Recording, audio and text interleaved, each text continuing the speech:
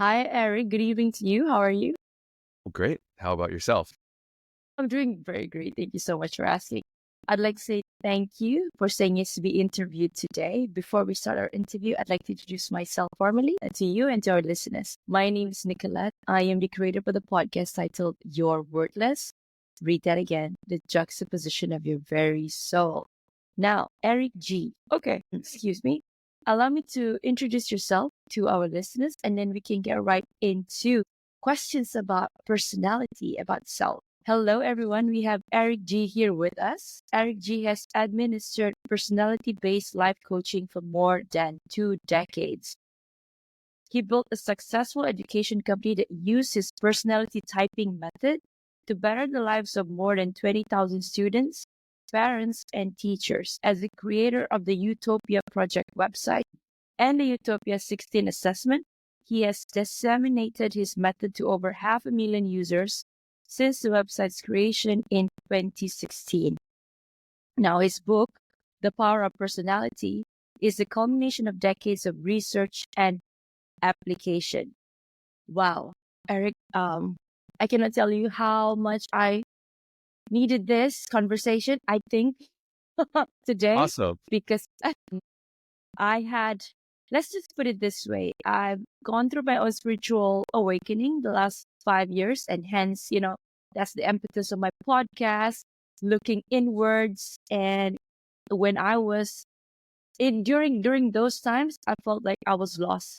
So it's almost like I had to lose myself in order for me to find myself again. Now, in the process of searching, I went to every method available out there, astrology, personality test, and all those things. So it's so great to have you on, and I would like to pick your brain out on some of the questions that I am very curious myself, not just our listeners. So, but first off, before we start, can you share with us first, what was it like growing up as an Eric? Wow. Okay. How was it? It was okay actually. I actually did not have a problem growing up. It was cool. Like even though I know I'm really started getting into the personality typing and all the theories, probably when I was about 14 or 15, and I think that's when a lot of people are trying to figure out themselves, right? Or at least a lot of people are not feeling great about themselves. Yeah. Yeah, and for me, mainly the impetus was just, I felt that I was always surrounded by people, but I didn't necessarily always feel connected with the people I was around. And even though I might not necessarily I might probably wasn't showing it on the outside, but I was definitely feeling it on the inside. And so I was reading a lot of theories about like different personalities and figuring that out. And that's kind of what led me to kind of just evolving the theories that I read about into my own kind of personality typing methodology based on a lot of my experiences, specifically with my education company. I mean, we would see like 1,000 students a year. So that was quite a bit of like people that you could see, especially the parents as well. So we'd see like the relationship between parent and student and teacher, student, parent, child. And yeah, that's kind of where I started developing it to where I eventually wrote my book, which was published earlier this year. Congratulations. Thank you. Okay. So I think when we were messaging each other back and forth to set up this interview, you had asked me to take up my own test, right? And I Yes. remember mine was. Wait, a don't dolphin. tell me. I was gonna guess that actually. Yeah, I was gonna guess. I mean, I know it sounds terrible because, well, I was gonna guess. I was gonna ask a couple more questions. But I was definitely gonna put you into that quadrant, right? That path. So, well, we can always reverse engineer it. Let's see, because I know there may be instances where a person, an individual, might not, just land on a one quadrant all the way. They could be sharing, in the between quadrant 1, quadrant 4, right? But okay, we'll explore that as we go on. So, Eric, what is your backstory? I know 14, 15, you started this, but what has been the journey so far?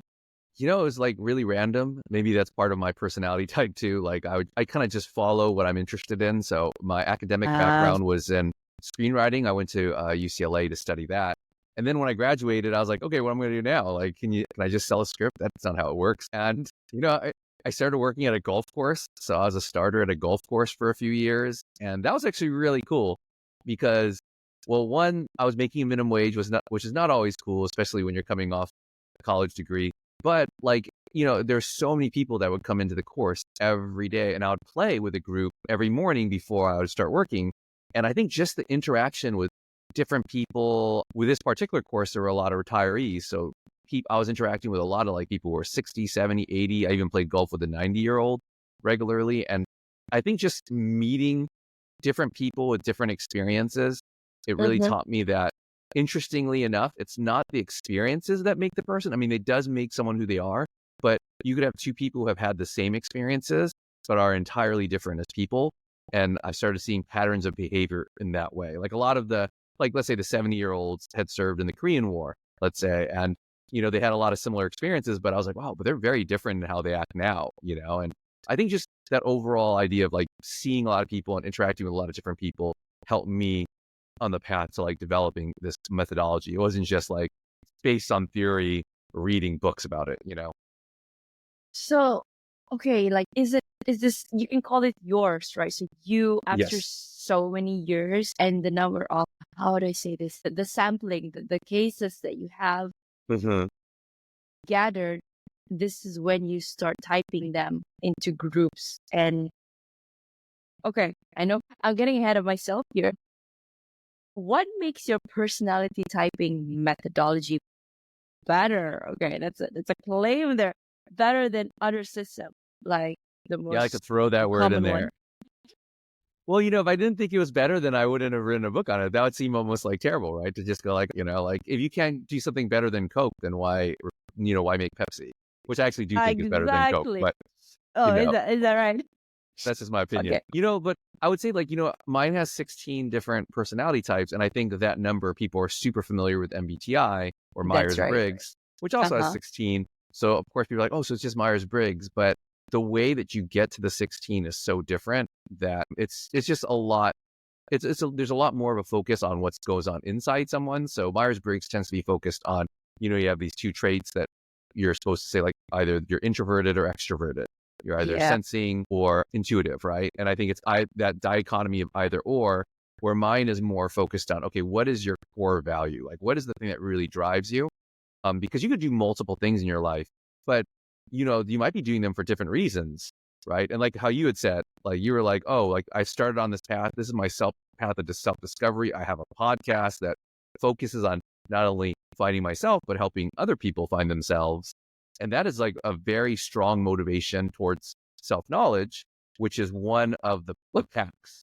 So I have 4 packs of people, right? No wonder you're gonna, mold me and see if you get me to that quadrant. Okay. Yeah, you're Okay. definitely in the shaman quadrant because, like, The even everything shaman, you can you're feel it. shaman. Yeah, I can feel it. I mean, even what you said, like that's.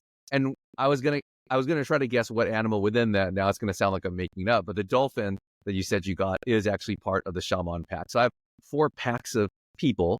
Let's say they're different quadrants, and then within each pack are 4 animal types, and of course, 4 times 4 makes 16. But each Mm. of those packs, you're gonna be similar if you share a pack with someone, because you're going to have the same core value. So like, let's say if you're a shaman and you meet another shaman, you guys are both going to view self-knowledge and discovering yourself as an extremely important part of your life. Whereas another pack might not necessarily view that as as a top priority. They might value safety and security. And sometimes our values can come into conflict, right? If you have a Yeah. personality pack that values excitement versus one that values safety, often excitement and safety are two conflicting things. The thing that makes someone feel excited is Mm. a sense of danger. And obviously the person who prioritizes safety does not want to have any sense of danger at all, really, in their life. So I Yeah. think that's what really separates my methodology, is that it really focuses on that driving force first, and then how the person goes about achieving their goals kind of separates them within the individual path.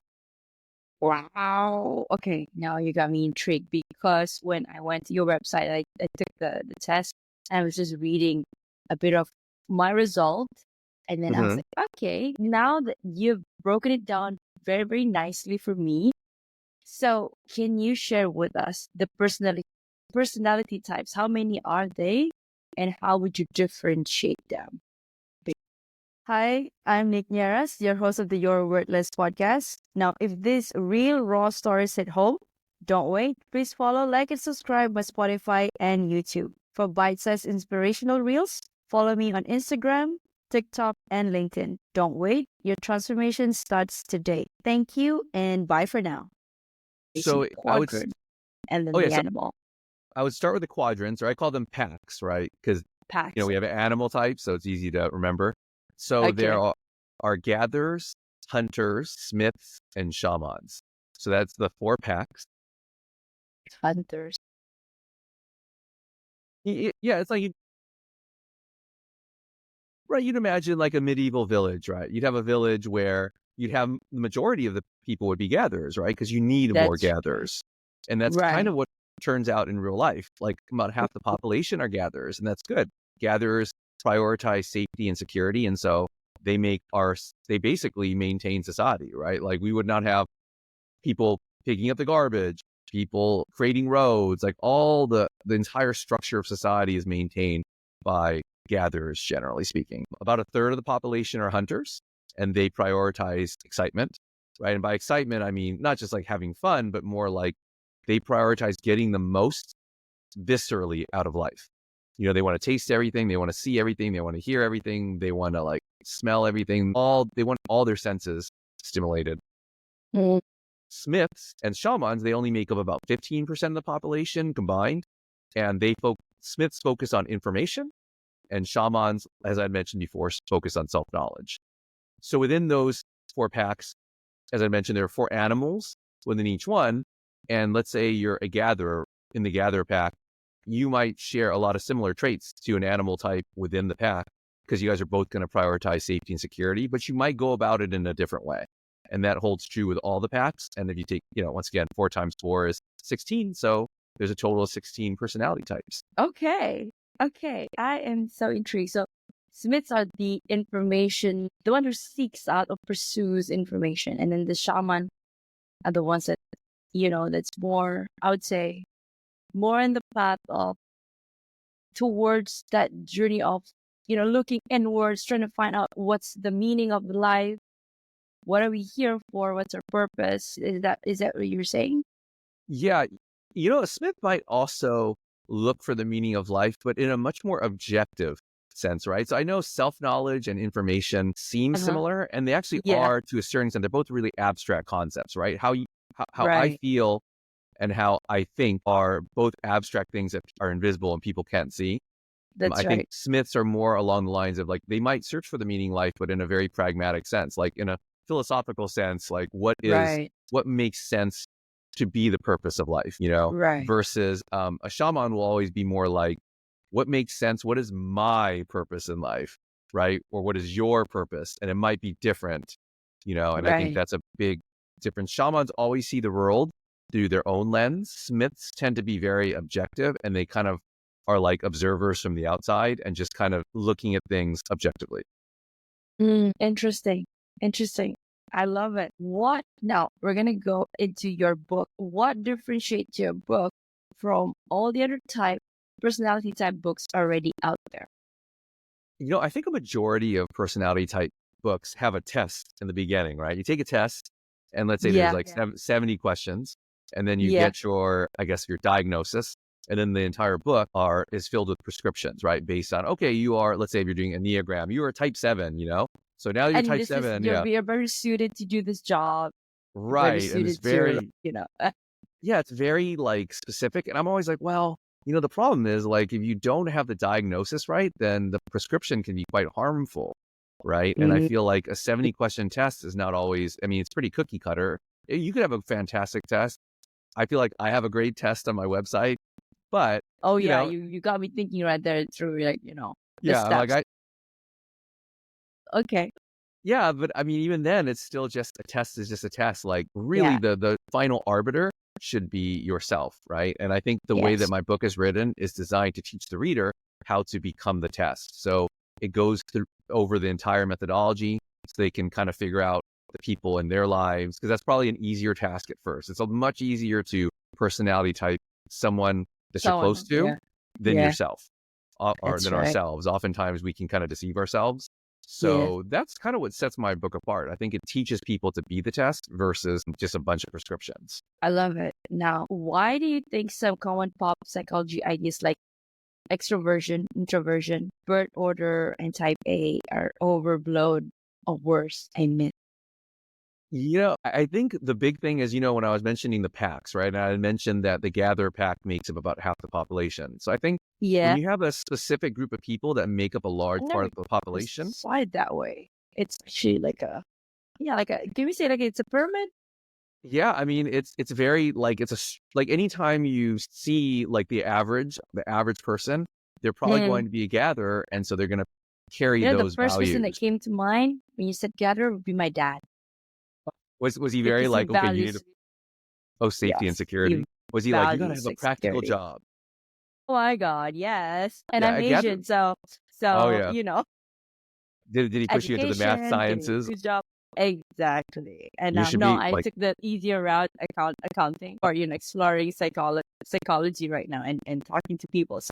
So yes, sorry for cutting you off. You were saying, oh no, that's so funny because accounting is a very gatherer job, and they're great at it because it's all about they're very detail oriented, structured, yeah, responsible, organized, and I feel like you need that to be a great accountant.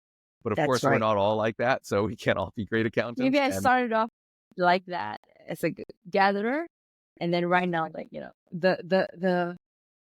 the fire within me, it's like, no, I gotta go be with the dolphins or be with the yeah, sea. that just means like it's like one of those things where if you're left-handed when you're born, and then someone just Which I forced you to use am. your right. All right, I'm a so lefty. imagine if someone just forced you to be a righty early No. on, you'd actually be okay at it. But then once you Early start on, using yeah. your left, you'd be like, oh no, this is actually me. I'm a More lefty. me. Yeah. Right. Yeah.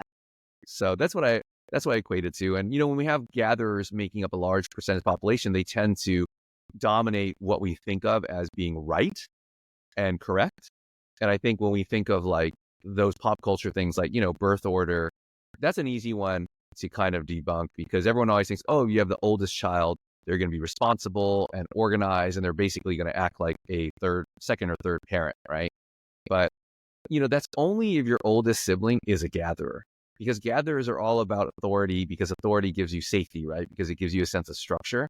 So if a Yeah. gatherer is your oldest sibling, then they're definitely going to be like, hey, I'm the oldest. You listen to me, but it'll also be my duty to keep you safe and be responsible for you. But if your older sibling is not a gatherer, then they are definitely not going to act that way no matter what. And it's so easy to see, like my own family, my oldest sibling is not a gatherer. My sister is a hunter.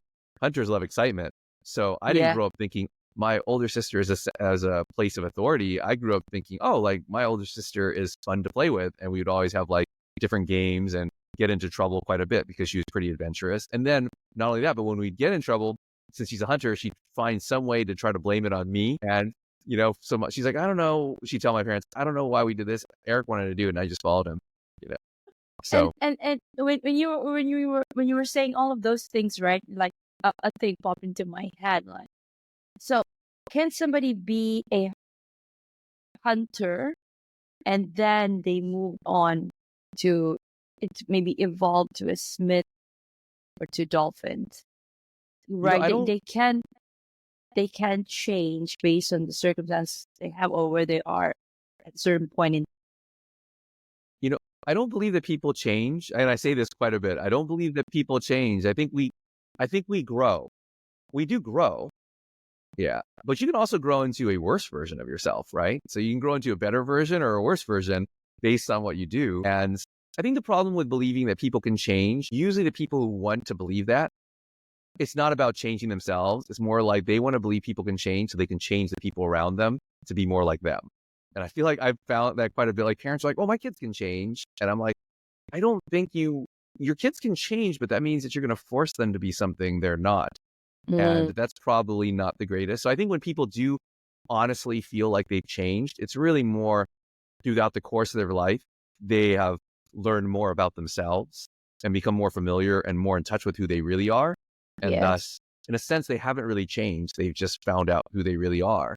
So I think that's where that comes about. But I don't think that people can go like from, like, like let's say you have a hunter and hunters love excitement and they're like Like, the one. like when we were, at least when I was younger, I was like always want to be trying out new things every Mm. week. And then right now I'm like, okay, I'm done with that.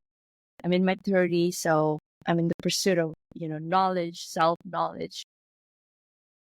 Yeah, Yeah, just, maybe those new things that you're trying out though was you seeking out what you really love, right? Like, or you're like kind of in a way you are figuring out yeah, yourself, right? You're like, oh, like exactly.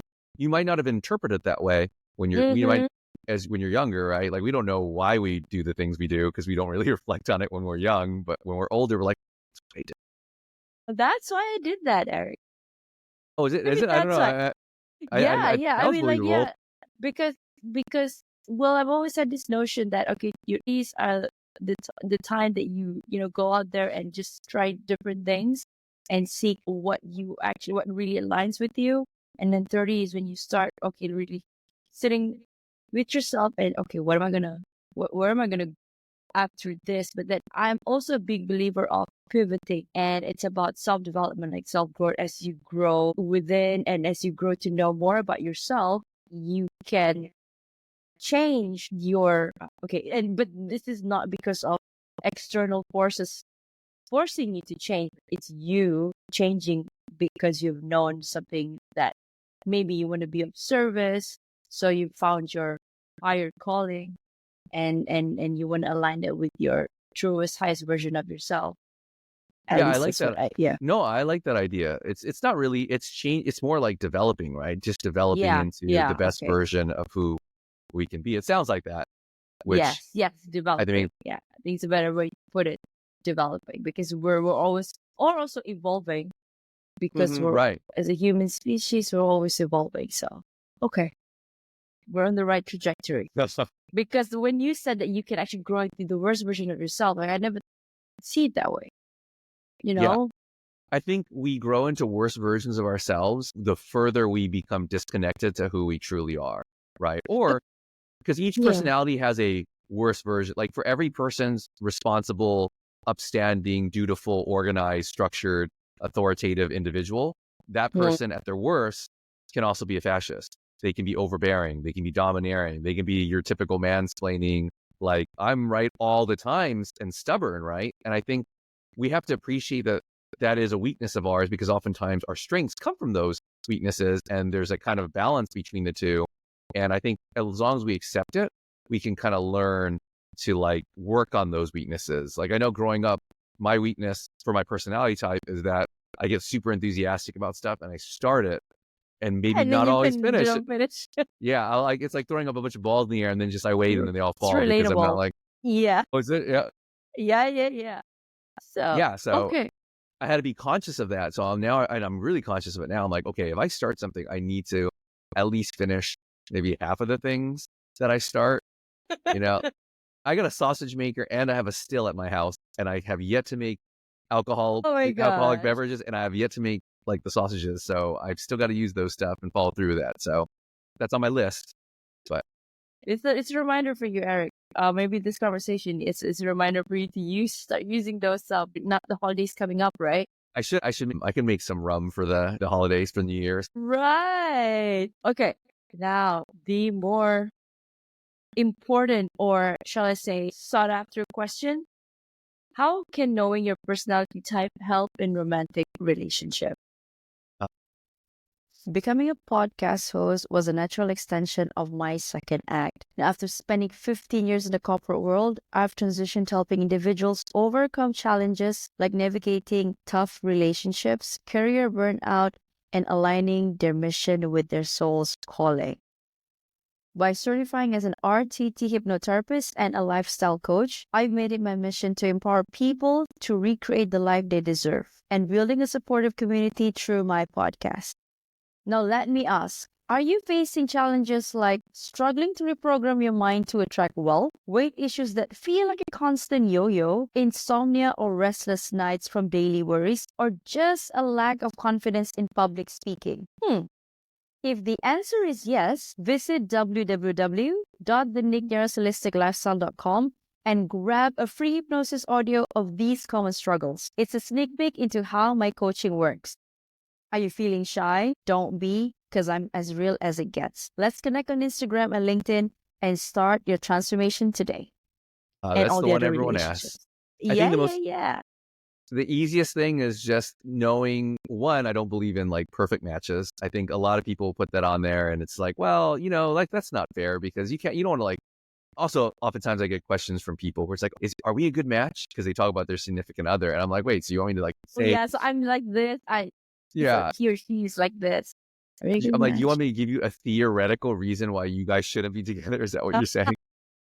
But it's super helpful though, right? Because if you know what personality type you are and you know what personality type your significant other is, or like people you're maybe pursuing, you can at least say that there's going to be a consistent amount of positive things and negative things based on the types, right? Like if you're, let's say, a fox personality type and you are paired up with a bear personality type, which is actually a pretty good pairing, they're going to be, but they're still going to have conflict, but it's going to be consistent between bears and foxes.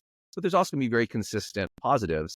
And I think as long as you're okay with the negative aspects of it and you're not going to try to change your partner, then I think that's perfect. Then the relationship is cool. But if you're not okay with that, then you probably shouldn't be in that relationship, right?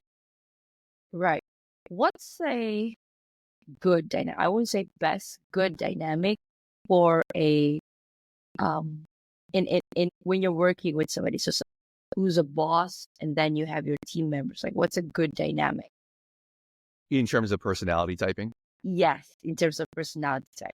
I think it's good when bosses know what their personality type is in terms of the dynamic, because it enables them to know, okay, I don't have to lead in the way that people probably tell me to lead. I can lead in the way that's best for me, because I think every personality type can be a great leader, but Right. they're not always going to lead in the way that people might expect. The most common type of leadership people think of is the quote unquote alpha, who's domineering and kind of tells people, I don't want to say bossy, that's a pejorative, but I think it just tells people what to do and is very organized and confident and very straightforward, right? But that's not everybody leads that way. And I think there are certain people lead maybe like have a softer touch. They lead more based on like understanding the feelings of the members of the community. There's others that just lead based on what's the best strategic plan for their company, right? Like they have a great plan, and for them, it's more just communicating it to their, I would say followers, but communicating it to the people under them. So I think in terms of dynamic, I think the more leaders understand their own leadership style, or the leadership style that fits best for them, and also maybe the learning style that fits best for the people under them, I think that can all help to make a more productive workspace. Brilliant advice.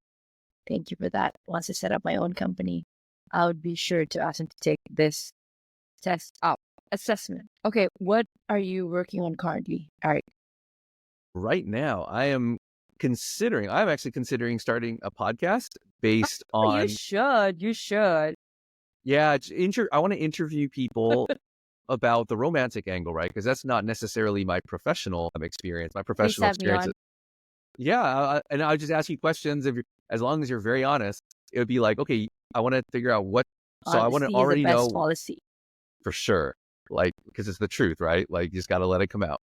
I'd want to know how people feel about love and romance and sex, and while already knowing what their personality type is. So it's a little bit of a research for me. So then I'd love to write a book specifically on those things, right? Because my book is more of a general kind of like figure out what people are. And so this book would be more like, now that you know what people are, like this is probably how they're going to view love and sex and romance and those kinds of things. Exactly. Yeah, I that'd be my next project. Yeah. I look forward to that. Seeing your name in Podmatch, and then okay. I wanna let's circle back to now that we've interacted for about half an hour.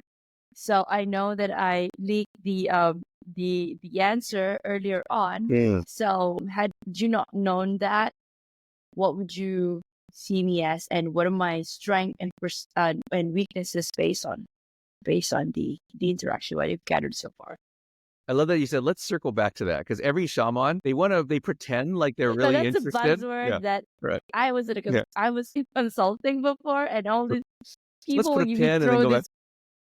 Well, I was going to say, because most shamans like to pretend like they're really interested in other people, and they are, but they're really interested in themselves, right? They're like, okay, that's great. I'm glad that I learned about you, but now You let's just talk called about me out. me. You just Let's talk about called me. me out. Yeah. Pretend. The You know, word pretend. I'll be honest. Can I ask one question? Would you Yeah, say that you please. were growing up, were you a good student? Like, because you felt like you had to be a good student? And were you popular in school? Like, were you by the way, like, did you ever start any social clubs, or not even just a social club, like a recycling I was a club, or part of a few clubs, but I was in in the top class, and we're always like in a group, and not like the popular like mean girl type, but popular that she's a good student type. Like the name is always on the leaderboard and those things. yeah, so that actually does really fit a dolphin. Like, I was trying to figure out if you were more of one of the other shaman types with those questions, but generally this Which is question, like, there are baboons and there are humpback whales and there are pandas. And so okay. dolphins and pandas would answer the student question the same. They would both say, yeah, I was a good student, I was an overachiever. Baboons Hmm. and humpback whales, even if they were overachievers to a certain extent, wouldn't probably answer that way. They would probably be like, I don't know, I got in trouble a bit. Like they tend to get in trouble a little bit more. They're Right. a little bit more, they're not as organized, right? They're not as structured. They're not as good at assimilating to the social status quo, where I think Right. pandas and dolphins are a little bit better at that. And so thus they generally are better students. The best student out of the shamans is the panda. So then once I asked that question about being a good student, I was kind of my way of thinking, okay, she's probably a dolphin or panda. And so then I started asking the stuff about clubs and whether you're popular, because pandas would be less so. They're a little bit more reserved and they're a little Reserved. Yeah. quieter. Right. Whereas a dolphin is going to be much more social, especially in school. They'll like maybe lead clubs or be part of a lot of clubs, and they're going to be like Yeah. They a lot of always go friendly. in packs as well, right? Yes. Like So in groups. yeah, so it seems like the questions, the way you answered those, like, because once again, the test is not always right. Like, you could have easily That's been true. another shaman, but Yeah. you probably are a dolphin. Like, you're a dolphin just from your answers. Okay. Well, thank you. Thank you for that. I love it. Okay. So you're working on your you're thinking of doing a podcast yourself. And then what is next for you? That is probably, well, aside from that, and then leading up to the book, that would be awesome. That I'd have to send over to my agent and say, hey, would anyone be interested? Do you think you'd be interested, or do you think anyone would buy this book on romance? I think generally people are I super would. I interested in think that. you'd Yeah. hell. I think it's gonna be the rave. People want to be, because all this. People get tired these days with all this. It's so hard to date in this right now day and age, and Mhm. everybody's just trying to grasp anything that they can, whatever knowledge they have out there. Especially you're scrolling, you have all these feeds coming up on your the post coming up on your feed saying red flags. If a man does this, if a woman does this, kick them to the curb and whatnot. And yeah, it's a juxtaposition, I would say. We're searching for answers, but at the same time, you kind of know that the only answer is within. There are Yeah. things that you tolerate, and there are things that you will not tolerate, but still you're seeking it externally. It's do you see the dilemma here? Yeah, no, it's tricky. It's kind of the same. Well, it's the internet, right? It's like the internet gives us Yeah, access to more information than we've I ever know. had access to, and yet Yeah. people are so insular, and the internet basically makes them insular and narrow, and it's like, no, I'm only know this amount of information, but the problem is they think they know a lot of information, right? Even though the internet really should give them access to a lot of information, we just don't do it.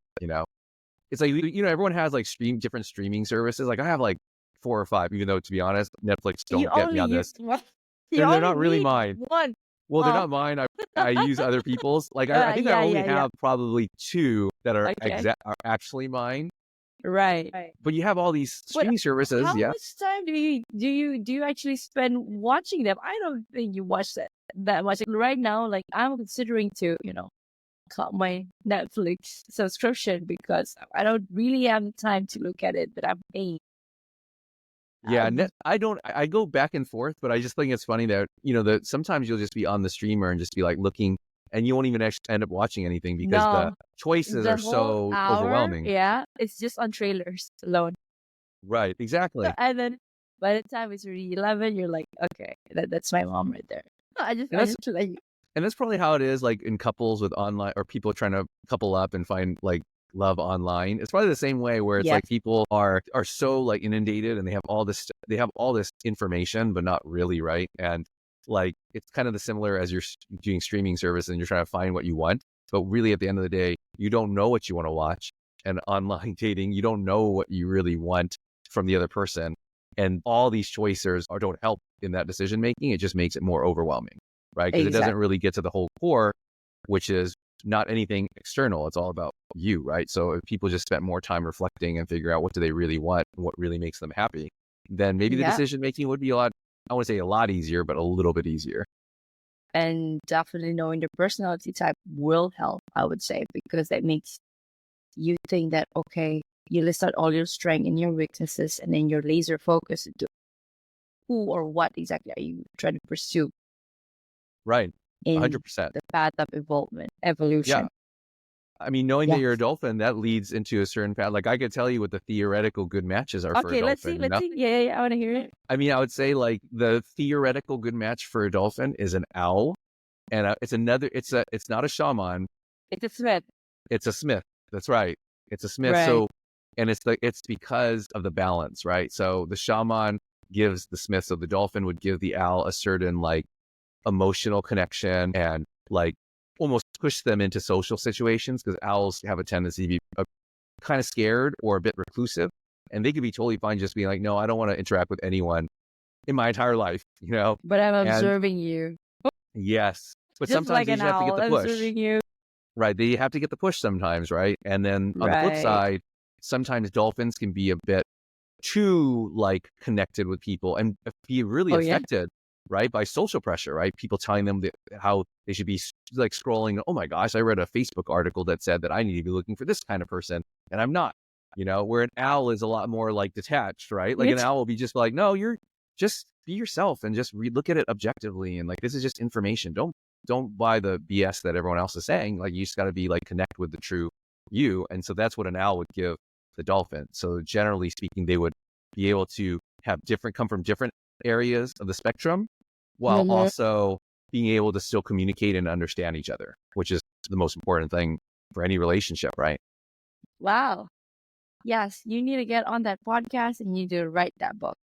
Yeah, Eric, I call my agent, tell my agent that. But I know I will start. I do have to start my podcast. Yeah, I still have to do. But once again, my you need to personality train. type is not. Yeah, I don't. I'm like, this is a great idea, and then I just don't do it. You know. But I will. I'm going to do But this one. first up, also for the holidays, you may start using the machine that you have That's in. true. Yes, that's true. You know, I'll start making like I'll make a Christmas sausage. All right. Well, thank you, Eric. Okay, we're gonna pivot to a self-worth question. And I have one question for each of my guests. So the question for you: imposter syndrome can be a significant barrier to personal and professional growth. Can you share an experience where you faced imposter syndrome and how you overcame?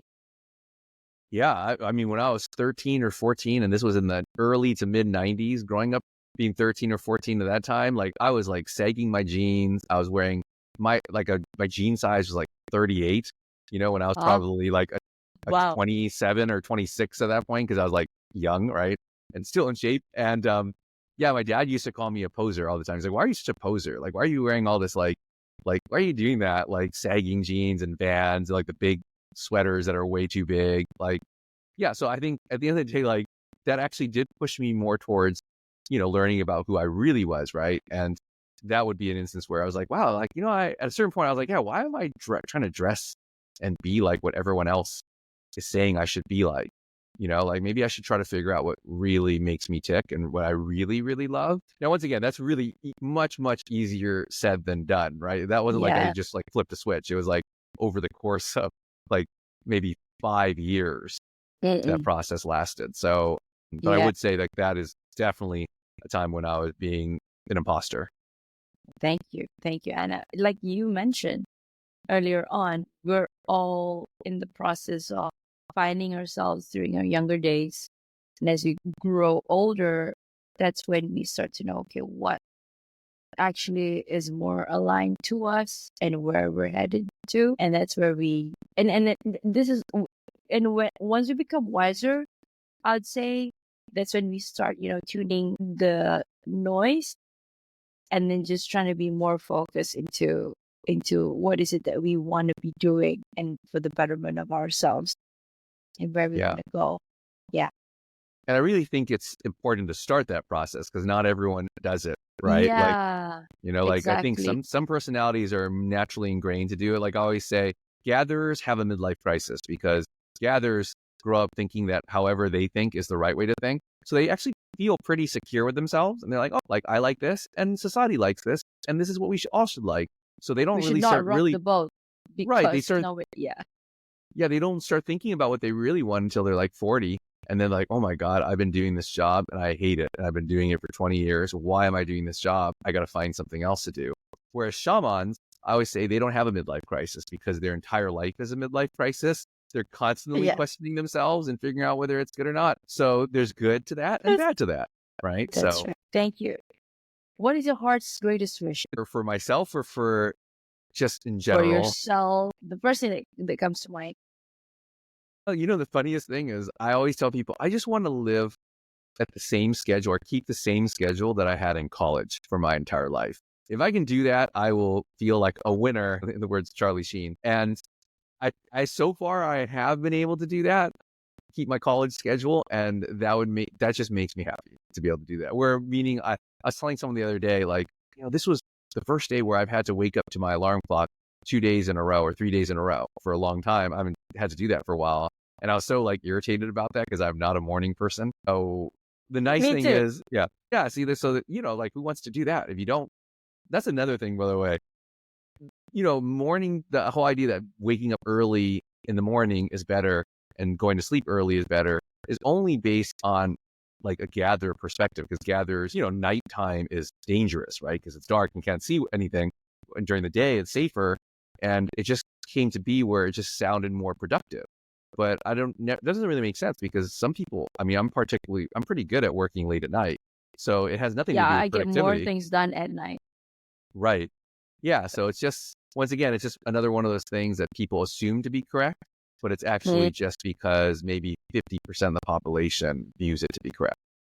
Yeah. Wow. Amazing. Thank you.